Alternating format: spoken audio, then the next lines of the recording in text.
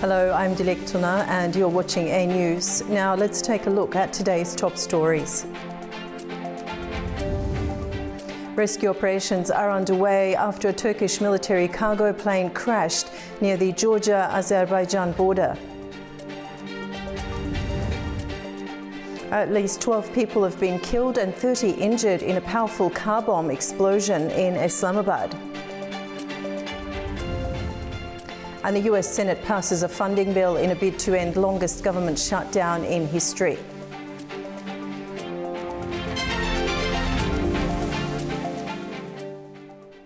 Good evening. We start with some breaking news. A Turkish military C-130 cargo plane has crashed near the Azerbaijan-Georgia border, according to Turkish authorities. The aircraft had taken off from Azerbaijan, heading back to Turkey. The number of crew on board is not yet known. Video footage shows the plane spiralling and leaving a trail of white smoke. Search and rescue operations are ongoing in coordination with Azerbaijani and Georgian authorities.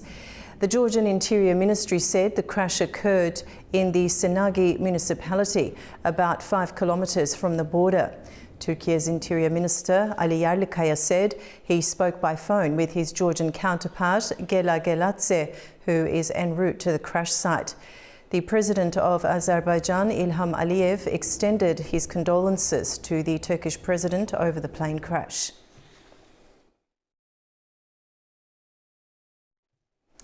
Now, Turkish President Recep Tayyip Erdogan has expressed deep sorrow about the incident and added that rescue efforts are ongoing in coordination with local authorities. And this is a developing story. We'll bring you updates as details emerge.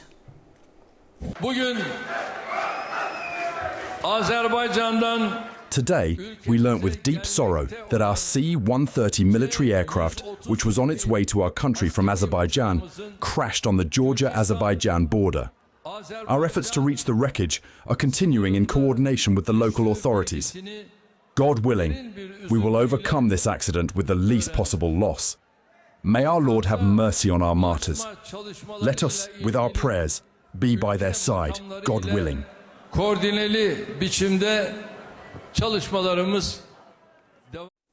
At least 12 people have been killed and 30 injured in a powerful car bomb explosion outside a court building in Pakistan's capital, Islamabad. The blast occurred at the entrance of the district judicial complex, while major events were taking place in and around the city. Pakistan's Prime Minister Sharif blamed India for the suicide attack and the attack on a cadet college near the Afghan border, whereas Defence Minister Khawaja Asif said Pakistan was in a state of war, warning that the attack showed terrorism had reached the capital. He accused Kabul of allowing such violence and said Pakistan had the strength to respond. At least 8 people have been killed and around 20 others injured after a car exploded in New Delhi on Monday night. It happened near the Indian capital's historic Red Fort, a 17th century Mughal-era landmark that draws thousands of visitors every day.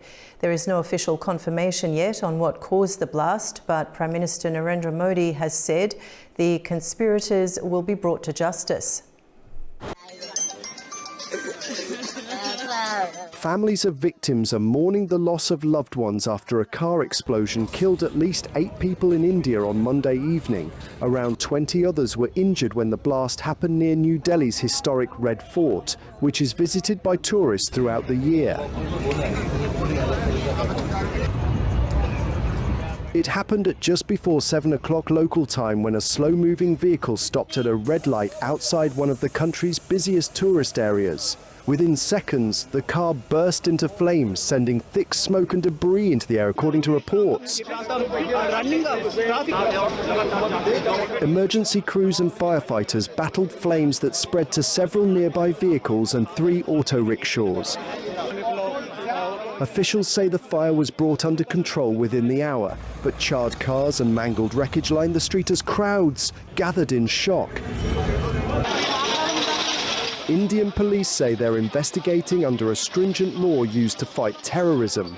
However, the cause of the blast hasn't been identified. A senior security meeting is expected to take place on Tuesday morning to assess the investigation's progress. The area remains sealed off as forensic teams continue to examine what caused the deadly explosion in one of Delhi's busiest quarters. A deal aimed at ending the US government shutdown has passed the Senate, paving the way for the record-breaking 41-day deadlock to be broken. Late Monday night, senators approved a key funding bill. This will now move over to the House and President Trump to finalise the agreement. Here's the latest.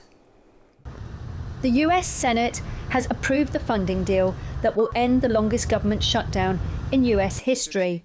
The 60-40 vote passed with the support of nearly all of the chamber's Republicans and 8 Democrats late on Monday.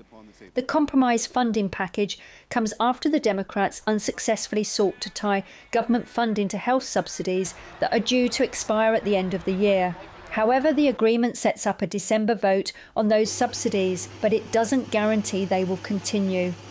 I just want to reiterate my gratitude for my colleagues, our staff who have worked night and day, literally, and all of those who have brought us to this point. We are going to reopen government. We're going to ensure that federal employees, whether they were furloughed or laid off or forced to work without pay, will now receive compensation that they've earned and deserve.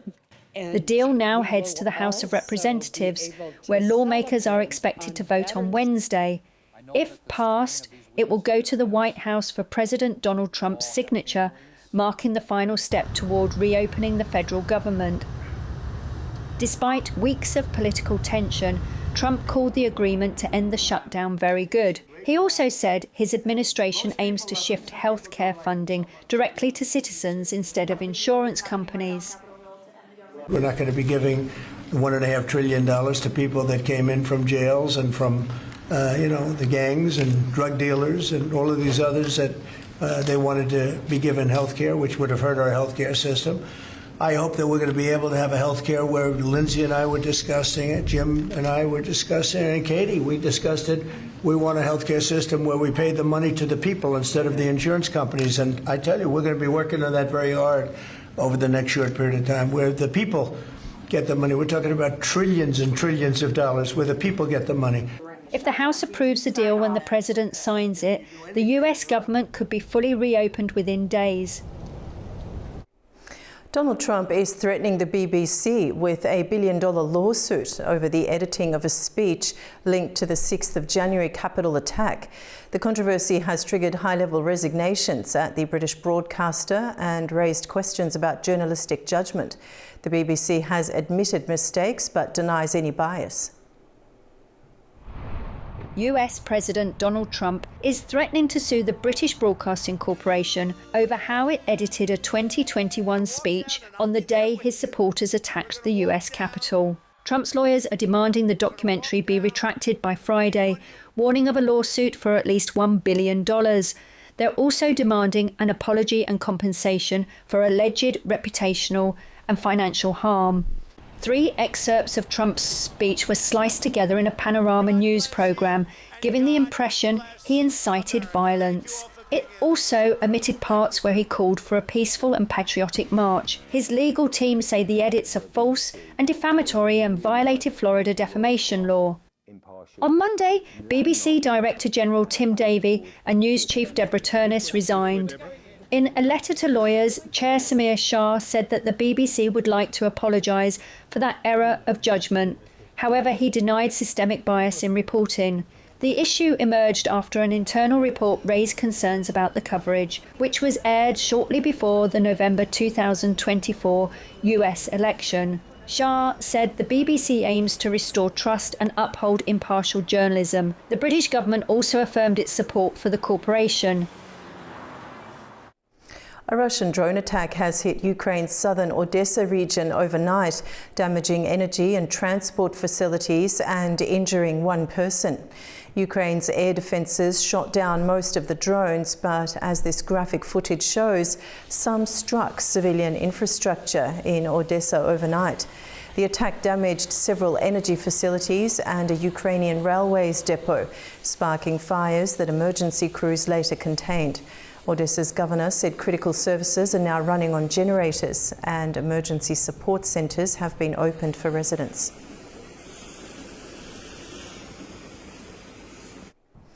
Ukraine's Anti-Corruption Bureau has opened a sweeping investigation into alleged kickbacks in the country's energy sector, implicating senior officials at the state nuclear power company Energoatom.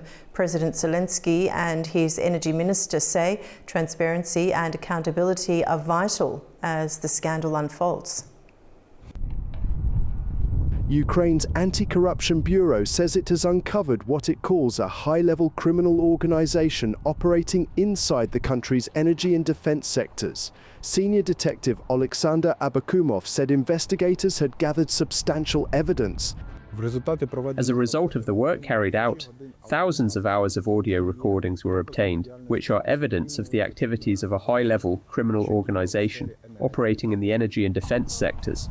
Among the currently identified members of the criminal organisation are a former advisor to the Minister of Energy, the Executive Director for Physical Protection and Security of the joint stock company Energoatom, a well-known businessman, and 4 individuals working in back offices. He said the group's main goal was to profit illegally from contracts with Ukraine's state-run nuclear operator. The main task of the criminal organisation was to obtain illegal benefits from contractors of Energoatom. Construction continues at the Khmelnytsky nuclear power plant, one of several facilities managed by Energoatom, which supplies most of Ukraine's electricity. In Kyiv, Energy Minister Svitlana Hrinchuk said the investigation must be conducted openly and fairly. I hope that the objectivity and openness of the investigation will not affect, but will only reassure our international partners that we are open to any actions that are taking place. President Volodymyr Zelensky also addressed the issue, calling the case a crucial test of Ukraine's fight against corruption during wartime. Any effective action against corruption is very necessary. The inevitability of punishment is necessary. Energoatom provides Ukraine with the largest share of energy generation now. Cleanliness in the company is a priority. In energy, in every industry, everyone who built the schemes must receive a clear procedural answer. There must be sentences. Zelensky urged government officials and law enforcement agencies to work closely with anti-corruption investigators to ensure accountability.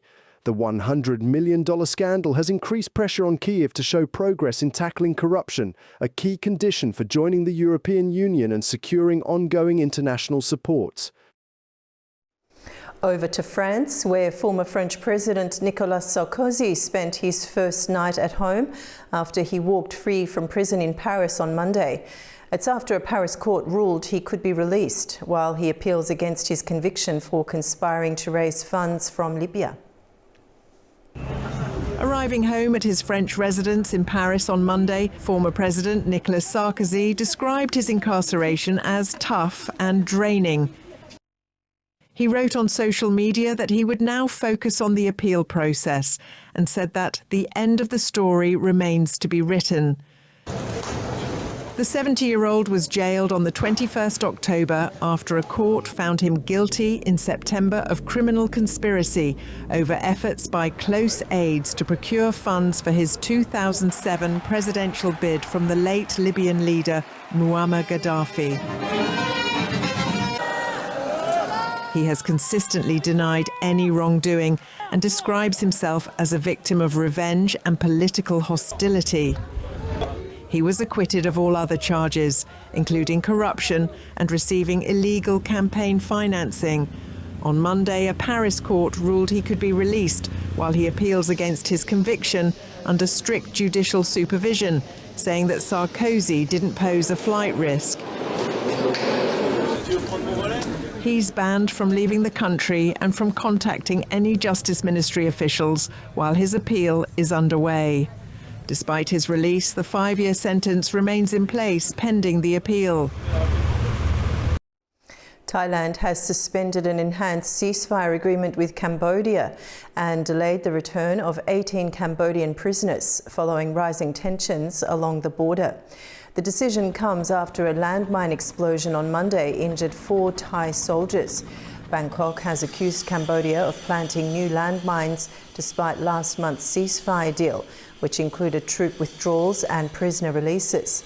Cambodia denied the allegations. Thailand said it would explain its decision to Washington. The ceasefire had been signed in the presence of US President Donald Trump at a regional summit.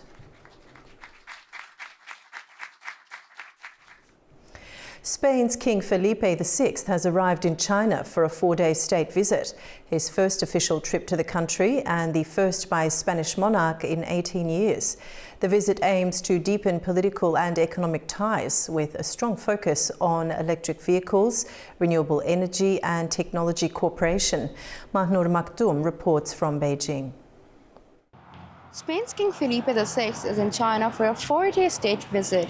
It's his first visit to the country and the first visit by a Spanish monarch in 18 years. The visit aims to deepen economic and political relations between the two countries with a strong focus on investment in electric vehicles, renewable energy and technology cooperation. The King's itinerary includes stops in Chengdu and Beijing, where he's accompanied by senior Spanish officials and business leaders seeking to secure new trade and investment opportunities in green industries and advanced manufacturing. China is currently Spain's largest trading partner outside the EU, and Madrid hopes that the royal visit will help further enhance trade relations by promoting Spanish exports such as food, wine, and industrial goods, while attracting Chinese investment for Spain's fast-growing EV and energy sectors. The trip also symbolizes Spain's pragmatic approach to China by engaging economically while maintaining alignment with the EU and Western policies. For China, welcoming the king reinforces its ties with a key EU member, seen as open to cooperation rather than confrontation, while for Spain, it offers an opportunity to present itself as a bridge between China and Europe in areas of sustainable growth and technology. Mahnur Maktoum, A News, Beijing. Now stay with us, because after a short break we will turn to COP30 to talk to our guest and ask one of the most urgent questions of our time. How will the global community mobilise the trillions needed to tackle climate change? Stay with us.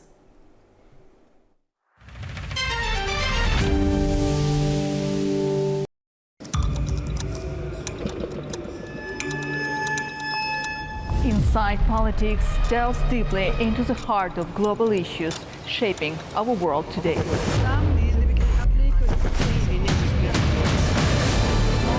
Join me for your go-to source of political analysis from across the region and beyond.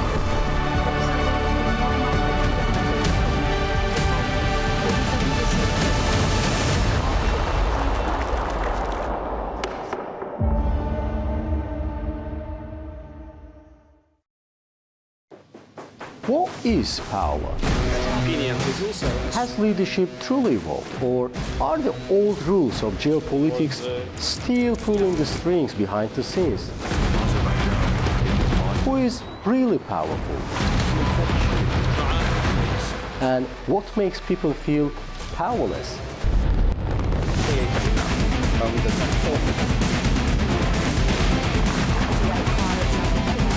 Our new series explores the secrets, strategies, and consequences of power.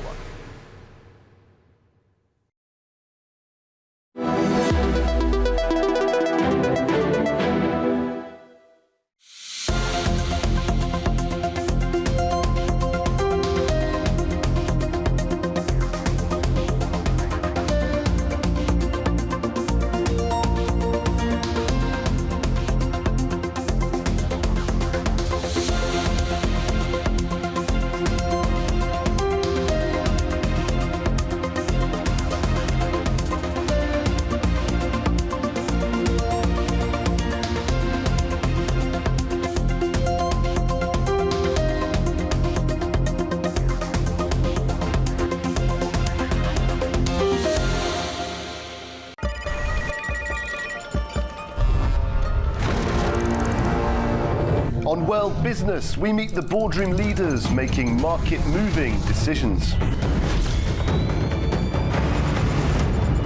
And find out how leaders are dealing with continuous technological disruption.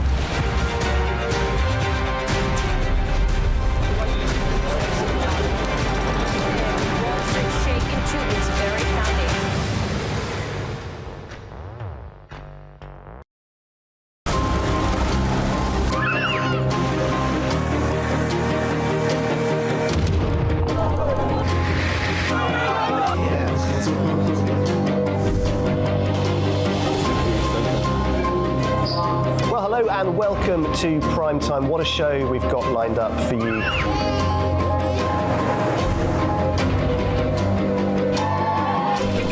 In a complex world, clarity is power.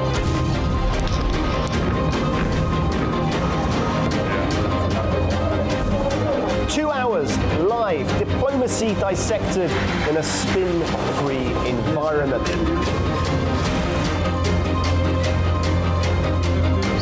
That's Prime Time with me, Guy Schoen, weekdays on A News.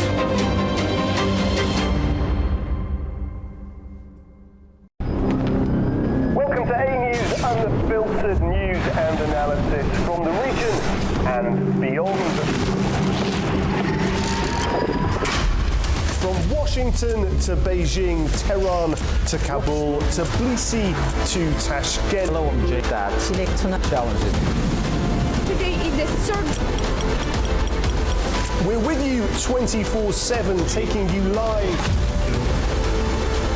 to the front lines of the day's biggest stories. Welcome to Gabala. Hi, Candy. One important note. To this. I'm here.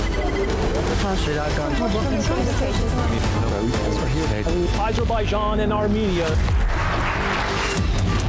Hello, we're reporting on the 8th of November.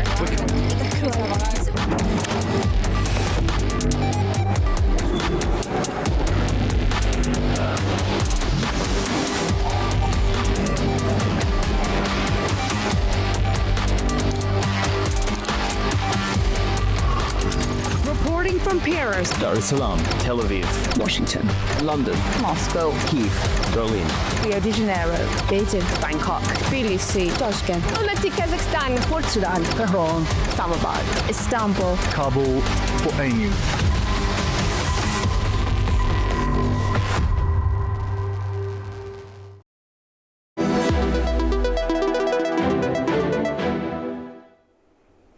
Welcome back. You're watching A News. Within the scope of COP30, a roadmap has been launched pointing to a target of at least $1.3 trillion a year in climate finance by 2035, signalling a shift from ambition to implementation. And today we ask, can this conference turn promise into payment and ensure that the most vulnerable nations aren't left behind? To help us unpack is Diogo Castro Silva. He's a political analyst from Sao Paulo, Brazil. Diogo, thanks for joining us on the program.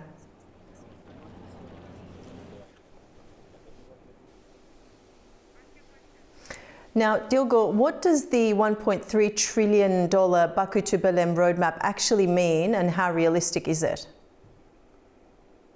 Well, first of all, we have to say that global governance is enduring really a rough patch, and things don't look to get better anytime soon. So the announcements that are being done should be seen with a big pinch of salt, because you have global governance and global geopolitics fragmenting, and you have what was the assumption behind climate action, which was developed countries transferring resources to underdeveloped countries, because, I mean, the same path of development with the same energy intensity was not compatible with climate policy.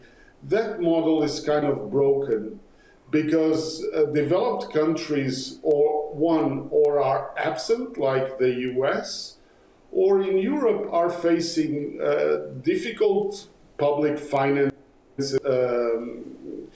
situation coupled with extreme urgencies in the case of defense, for example. So I'm not particularly optimistic that this model will hold in the future. Okay, and Diogo, how much of that total must come from public funds versus private investment, and why does that distinction matter? Well, that is where I think, besides my gloomy introduction, there is some hope. First of all, because climate investment has become very controversial, notably the US, where a lot of people are contesting in government, I must say, not in general public, but more in government, are contested clean energy and so forth. But the companies and the investors that are in that space are going quite well. The technology cost has gone down. So it's where some hope lies is that financial markets can see the potential upside of those investments and can fill the slack of public funds, which I believe, whatever is the commitment now, will diminish in the future just because there is no capacity for that and there is no politics for that, most importantly, well, in the largest, the most powerful country in the world. So financial markets can pick up that slack as well as technology. And that perhaps can somewhat make what is a very gloomy picture in a more hopeful one. But it will not be coordinated as a governmental action. It will be more the markets and the some tech investors deciding and deploying not only capital but technology to address some of the issues, like in what regards climate engineering and so forth, where there is some hope. But we will not be able to forestall what is already a warming that is already at 4, and it will happen. So okay. It will be a more longer journey, but perhaps we can get there. Okay, Diogo, one last question. For smaller and vulnerable countries, what would constitute real progress at COP30 from their standpoint? Well, first of all, I think the recognition of their fragilities, but I'm sorry to say that the outlook for them is not particularly optimistic. While big countries will have different areas that will be affected differently by climate change, smaller countries will face a really big challenge because they will not be able to balance within their territory, especially countries near the sea with low level of elevation, and not only small countries, like sizable ones like Bangladesh, for example. So that is where you would see the big brunt and big global displacements that will, unfortunately, I believe, will in the coming years as the climate change accelerates. Okay, Diogo, thank you so much for joining us on the program today. We appreciate your insight. Thank you. Thank you. Now let's cross live to our Orkan Amashov on the ground at COP30 Belém, where world leaders and delegates are pushing for progress on climate finance. Orkan, what's the sense of momentum at the summit? Are delegates confident this meeting can deliver the funding commitments the world has been waiting for? Hello, Dinak. Greetings to you from the media center of the COP30 conference zone. from this very beautiful, humid, but ultimately incredibly beautiful city of Belém, where the COP30 today started, day 2 of COP30 effectively started.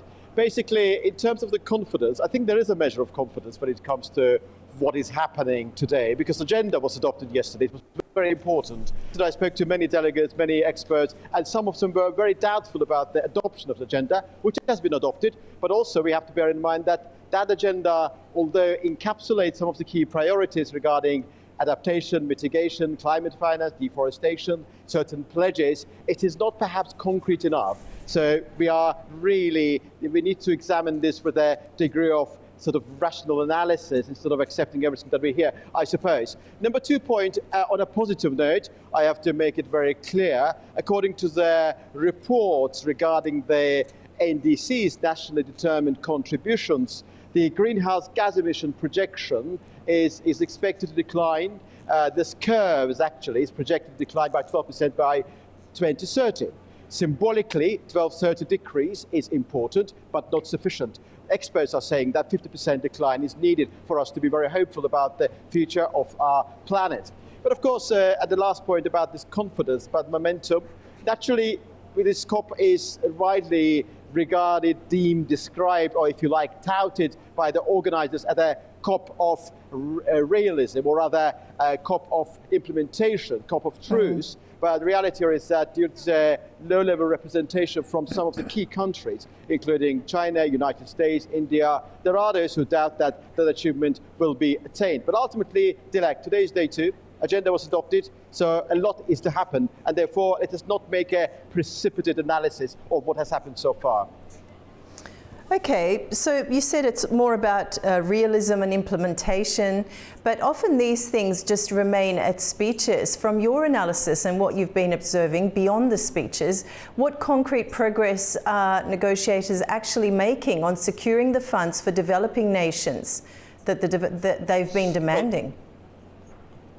Thank you. The climate finance is a very complicated area, Dilek. So effectively, that $300 billion figure that was agreed in Baku, that should be mobilized. That has not been mobilized yet. That is an agreement which was attained, but its implementation is yet to happen.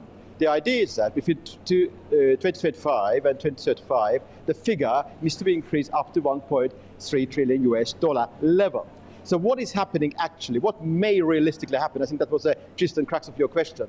By the end of the year, specific adaptation-oriented climate finance needs to reach $40 billion level. And that was COP29 President Mukhtar Babayev made very clear during his opening remarks. That is doable, that is practicable, and that is likely to happen. And also, of course, we need to look at the $5 billion pledge made and known as the Tropical Forest Forever facility.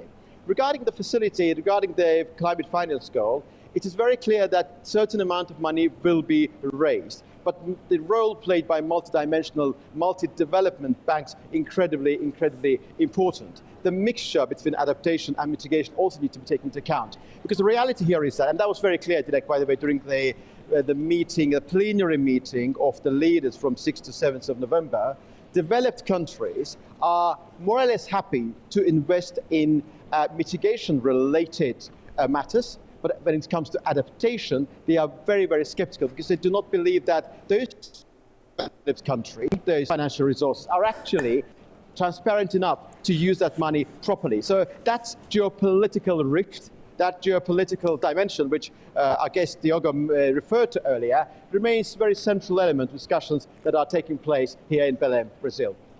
Okay, Orkan, thank you so much for joining us, and we'll surely talk to you again for more details and development as the talks progress at COP30. Thank you, Dilek. Thank you. It's been a very hectic day here. We've been moving from one point to another, and I'm hoping to be back very soon indeed. Thank you. Thank you. Now we'll take a short break, and after the break, we'll take a look at key stories shaping the region. Stay tuned.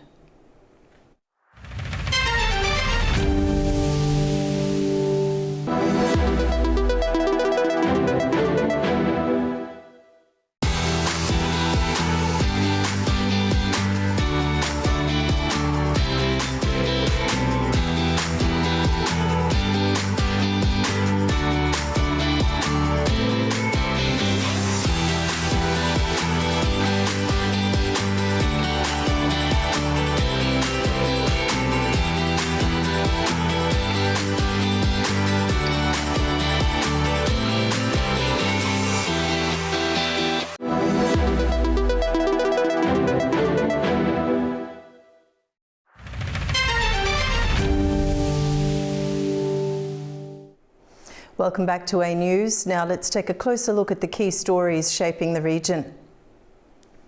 Over to the United States, and Washington has partially lifted what's called Caesar Act sanctions on Syria for 180 days, a big step in warming ties between Washington and Damascus.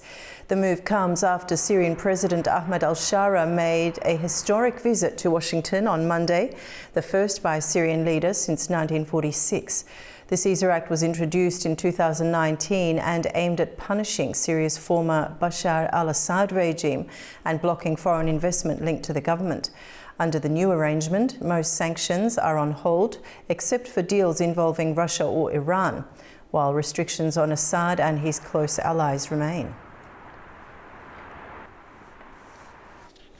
Also in Washington was Turkey's Foreign Minister Hakan Fidan, who held a series of high-level meetings in Washington discussing developments in Syria and Gaza. Speaking to media after the talks, Fidan said he joined part of the meeting between President Trump and Syria's Ahmed al-Shara. Later, we held a lengthy meeting at the White House, attended by Marco Rubio, myself, Syrian Foreign Minister Richard Witkoff and Tom Barrack. Mr. J.D. Vance also joined the meeting later. He was also involved in the meeting, and we exchanged several views, specifically how the problematic regions in southern and northern Syria and elsewhere could be better managed.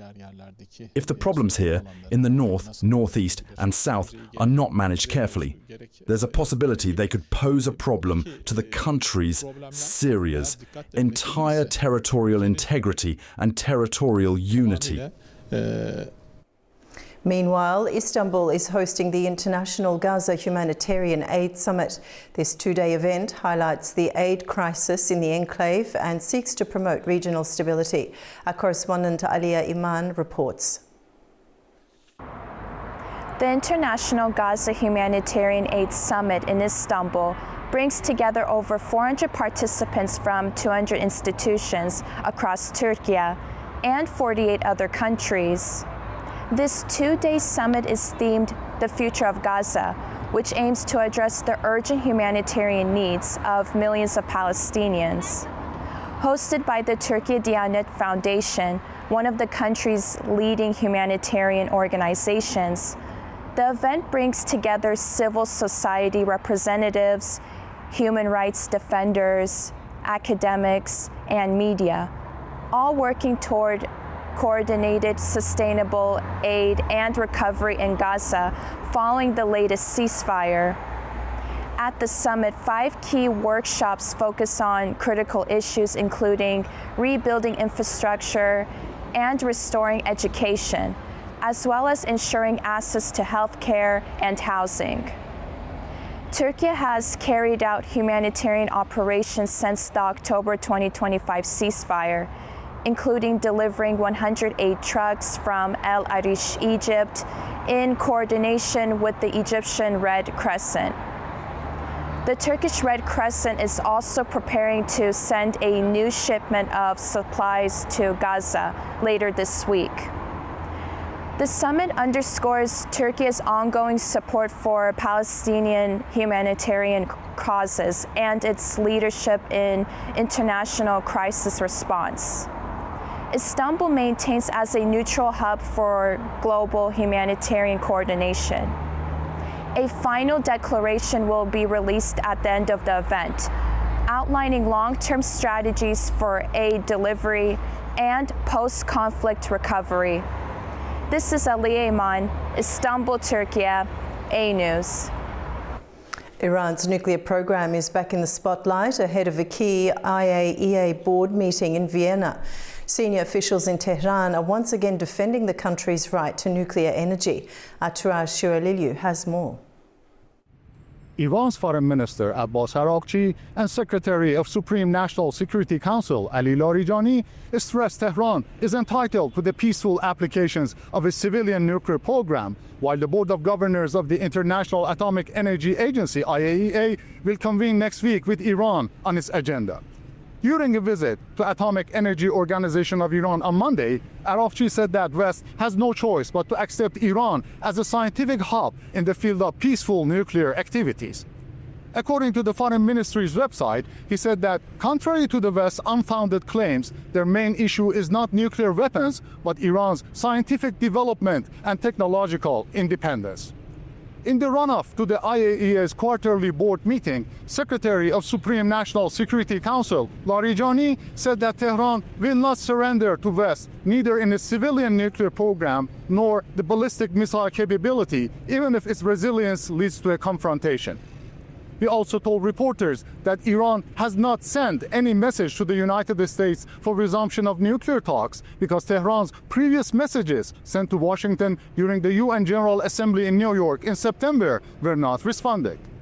In the meantime, Foreign Ministry spokesman Esmail Baghai told a weekly press conference that IAEA inspectors visited several Iranian sites last week after receiving the clearance from the Supreme National Security Council.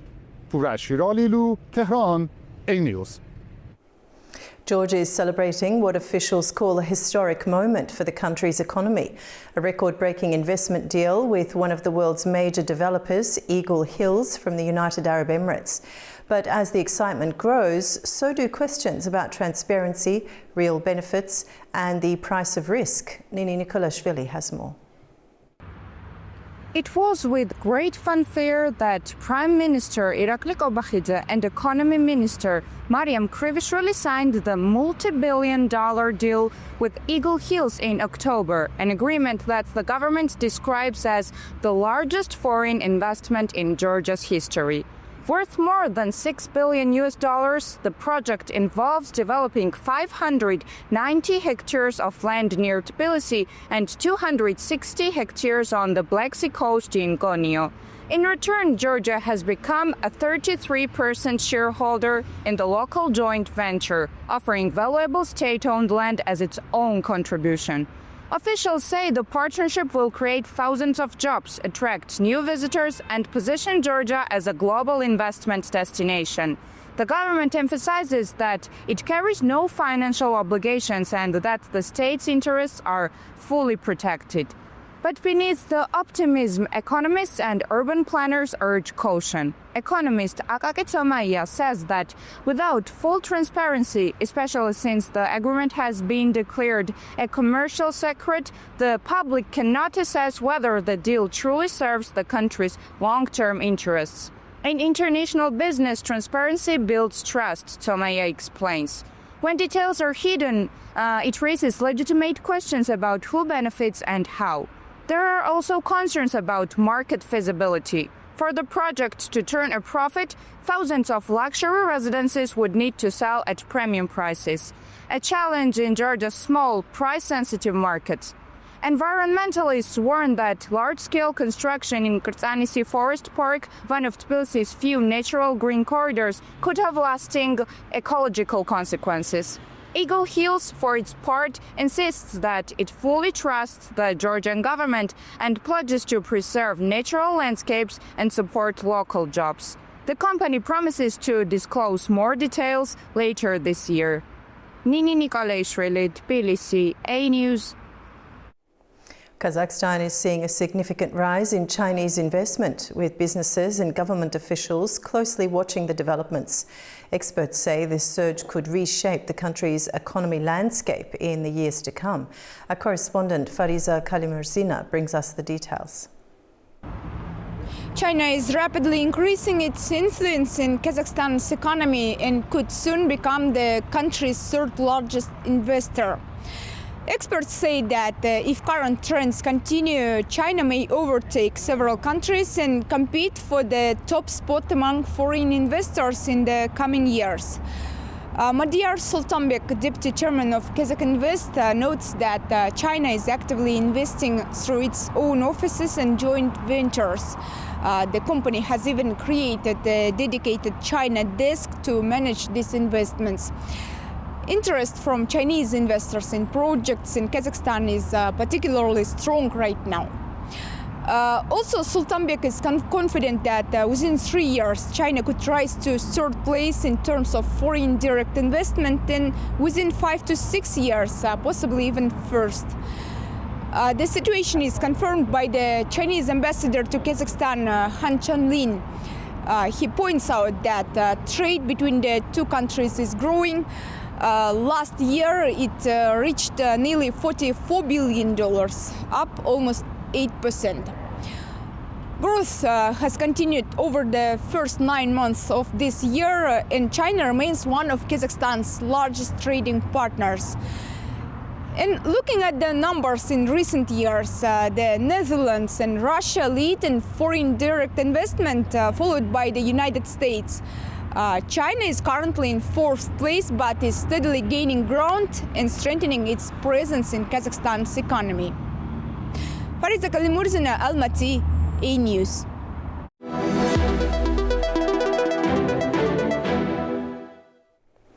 Syria is stepping into a major diplomatic shift. President Ahmed al-Shara has visited the White House for talks with US President Donald Trump. And in a landmark move, Damascus has expressed its willingness to join the US-led global coalition against the Islamic State. Alongside this, Washington has temporarily lifted key sanctions under the Caesar Syria Civil Protection Act for 180 days, signalling both a reward for cooperation and a test for Syria's new leadership. Joining us now to discuss is Hamdi Rafai, Government Relations Executive Director for Moss Strategies and Foreign Affairs Analyst from Washington, D.C. Mr. Rafai, thank you so much for joining us today. Thank you for having me. Now, how significant is Syria's formal pledge to join the US-led coalition against ISIS in the current regional security climate? Well, it's important to understand that this pledge is much more than a pledge. It's a new umbrella or security paradigm for the Middle East and the larger region. And this is not something that is just theoretical. It's already in practice. There have already been 6 kinetic operations jointly conducted by the Syrian government with the US government with full intelligence sharing. So what does the 180-day waiver of the Caesar Act sanctions really mean? And is it symbolic, practical, or both? Well, I think that we need to understand this from several perspectives. Importantly, it is a success of the Trump government in forging a new direction for the Middle East, where America plays a cooperative and productive role in the Middle East.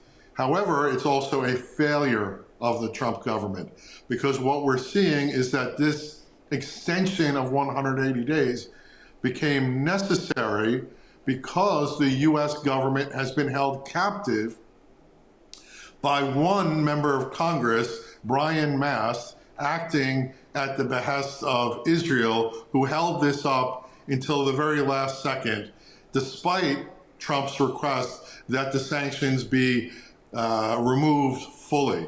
So what we see is we see the US government moving in one direction, and we see the Israeli government moving in a completely different direction to continue trying to destabilize the Middle East and prevent Eurasia as well from having its proper place in the world.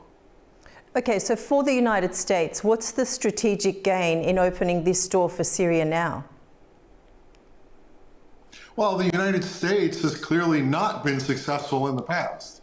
So trying this new effort is a peace-building effort, which means that Syria can play a role in allowing the United States to succeed in the Middle East, where it has previously failed.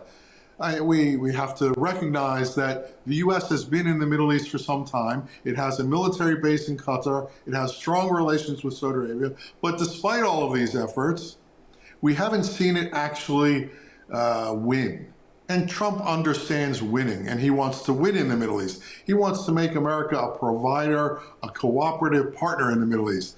And by doing this with Syria, it allows America to obtain its objectives of defeating terrorism on a long-term basis, and it allows the United States to continue to grow as an economic powerhouse where it's been prevented from it. And how does this development affect Syria's relationships with Russia and Iran, given their long-standing influence in Damascus? This doesn't affect that relationship. What affects it is the fact that Russia had bombed Syrians and killed Syrians and partnered to protect and keep Assad in office, and Iran partnered to kill and murder and torture 1 million Syrians. That's what affected the relationship between Syria and Iran. That's what affected the bilateral relations today between Syria and Russia. Syria has made an effort to try to move forward in the relations with Russia because we have an interest in balance in the region, because if we don't, Russia will continue to put its thumb on the scale in a counterproductive way in Syria. And Russia has provided refuge or exile for Assad. And Syrians all want and understand the importance of bringing some form of justice to Syrians that have felt this misery from Assad. Syrians' big priority is to bring Assad to justice, to prosecute him, and Russia is preventing that. So there will be some opening between Syria and Russia. It is doubtful that there will be an opening in the near future or even for many years after that between Syria and Iran, because Iran continues to play a counterproductive role in Syria. It continues to promote propaganda and the minority concerns narrative. Iran still hasn't recognized its best interest is to be a positive force in the region. Okay, Mr. Rifai, that's all we have time for today. Thank you so much for joining us. I appreciate your insight. Thank you. Now I want to take you back to our top story today. A Turkish military C-130 cargo plane has crashed near the Azerbaijan-Georgia border, according to Turkish authorities. The aircraft had taken off from Azerbaijan, heading back to Turkey. The number of crew on board was 20, but the number of casualties is not yet known. Video footage shows the plane spiralling and leaving a trail of white smoke. Search and rescue operations are ongoing in coordination with Azerbaijani and Georgian authorities. The Georgian Interior Ministry said the crash occurred in the Sinagi municipality, about 5 kilometers from the border. The president of Azerbaijan, Ilham Aliyev, extended his condolences to the Turkish president over the plane crash. And we will bring you more on this as we continue to get information, as this is a developing story.